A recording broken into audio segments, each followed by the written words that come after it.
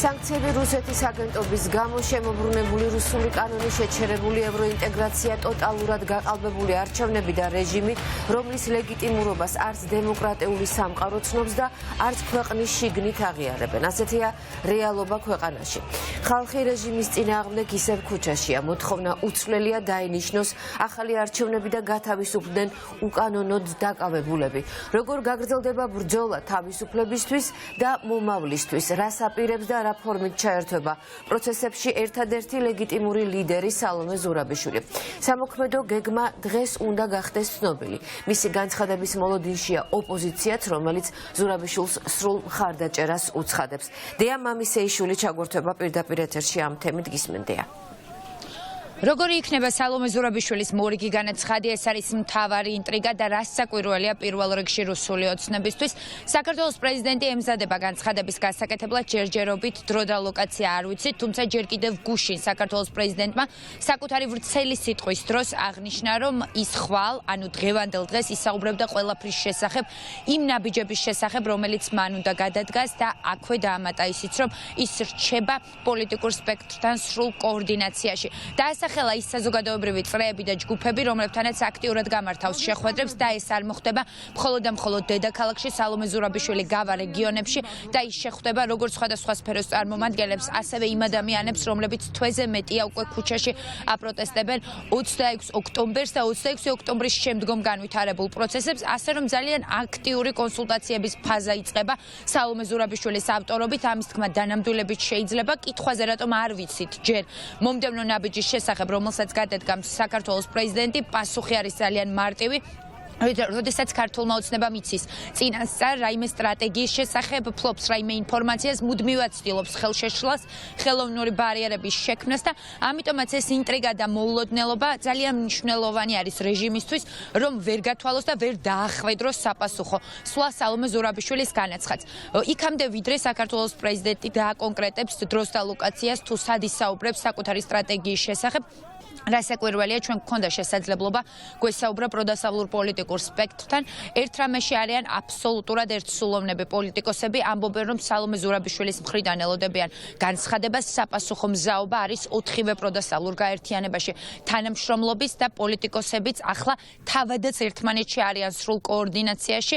ფიქრობენ, რომ ყველა იმ ნაბიჯს გაიზიარებენ და გადადგამენ, რაც იქნება საქართველოს პრეზიდენტის მხრიდან გადადგმული და ამბობენ, რომ სალომე ზურაბიშვილის ყველა სვლას დაეთანხმებიან. ასევე საუბრობენ რუსული ოცნების ძალიან მძიმე მდგომარეობაზე, რეჟიმს არავინ აღიარებს, სალომე ზურაბიშვილი რასაკვირველია ერთადერთ ლეგიტიმურ ლიდერად რჩება და ამას ცხადყოფს არა მხოლოდ ქვეყნის შიგნით განვითარებული პროცესები, არამედ რა ხდება საერთაშორისო ველზე, როგორ იწვევენ სალომე ზურაბიშვილს მაღალი დონის შეხვედრებზე. მოკლედ, ოცნების მდგომარეობის სიმძიმეზე საუბრობს ერთის მხრივ ოპოზიცია და ასევე პოლიტიკური სპექტრი თანხმდება, რომ ამ ბრძოლას ერთადერთი ლოგიკური დასასრული აქვს, ეს არის ქართველი ხალხის გამარჯვება და ამ ბრძოლაში საკვანძო როლს შეასრულებს სალომე ზურაბიშვილი, რომელთანაც რასაკვირველია კონსულტაციებს და შეხვედრებს განაგრძობენ.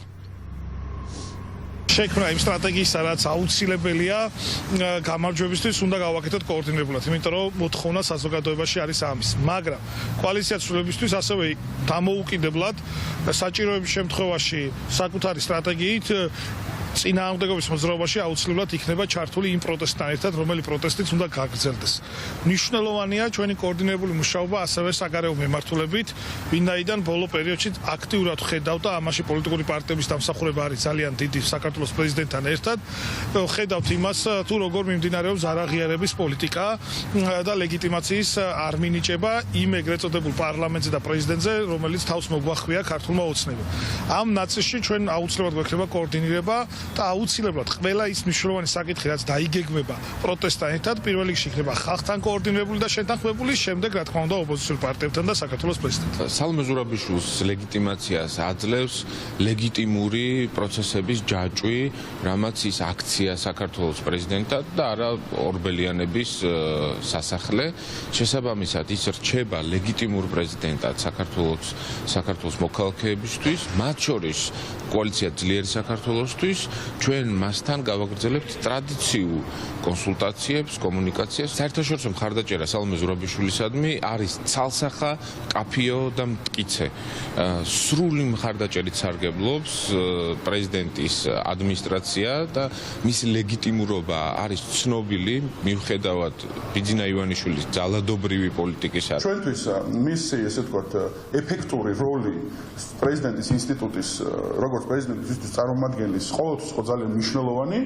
ჩვენ ბევრი ვემუშავეთ მათ შორის და გქონდა მასთან კომუნიკაცია, რომ მაქსიმალურად ეფექტიანად ყოფილიყო ეს როლი გამოყენებული. ეხლა ეს კომუნიკაცია რა თქმა უნდა გაგრძელდება, ბუნებრივია და ეს სიმბოლიკა არ განსაზღვრავს ბევრს არაფერს. ვნახოთ პირველ რიგში დაველოდოთ სალომე ზურაბიშვილი, ვთქვათ რა გეგმით ან რა ნაბიჯების გადადგმის ესე ვთქვათ შეთავაზებით წარსდგება საზოგადოებასთან.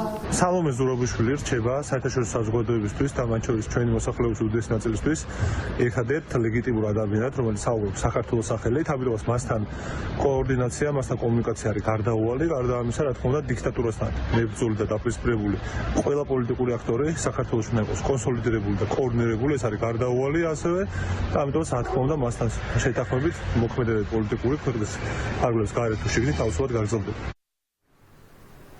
არც ის არის გამორიცხული, რომ ეს მოლოდინი რუსული ოცნებისთვის გაჭიანურდეს და სალომე ზურაბიშვილმა რამდენიმე დღეში ისაუბრო საკუთარი გეგმების შესახებ. შესაძლოა ამ სცენარითაც ვნახოთ მოვლენების განვითარება, იმიტომ რომ თუ საქართველოს პრეზიდენტის განცხადება დღის არ იქნება, ხვალ ვიცით, რომ ახალ წელს ზურაბიშვილი შეხვდება ქართულ ხალხთან ერთად, ის იდგება დედაქალაქის მთავარ გამზირზე და რასაკვირველია, უწყვეტ პროტესტს შეუერთდება, მან ეს უკვე თავადაც დაადასტურა, შესაძლოა უფრო მეტი დრო სჭირდებოდეს სალომე ზურაბიშვილს ახალი რეზიდენციის ახალი ოფისის მოსაწყობად და იქამდე ვიდრე გამოაცხადებს საკუთარი გეგმის შესახებ, ბუნებრივია იქნება აქტიური კონსულტაციები პოლიტიკურ სპექტრთან.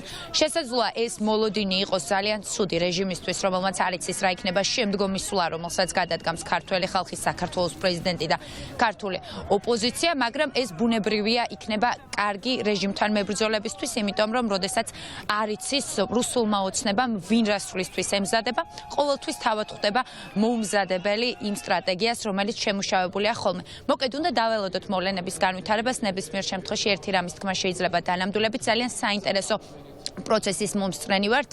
ქართული ოცნება, მხოლოდ სახელწოდებით ქართული ოცნება, იბრალებს, რომ ის არის ხელისუფლებაში და მას არავინ აღიარებს. და ყველგან ხდება, რომ საქართველოს ერთადერთი ლეგიტიმური ლიდერი ჰყავს და ეს არის საქართველოს პრეზიდენტი სალომე ზურაბიშვილი.